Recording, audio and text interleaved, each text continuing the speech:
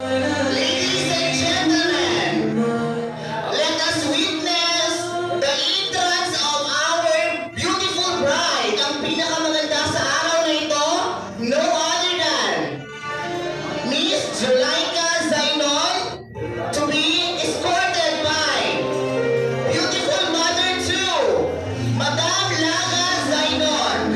A round of applause, everyone.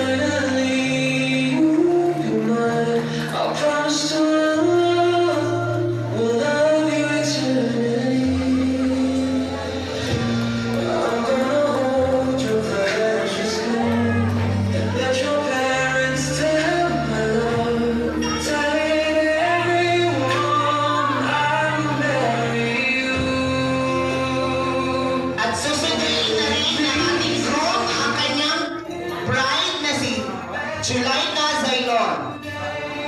And sure you will let me know my Magpapaalam ang groom sa kanyang biyanan na babae na kukunin niya na ang kamay ng kanyang mapapangasawa. let our destinies unite. Make it easier for us to fulfill the promises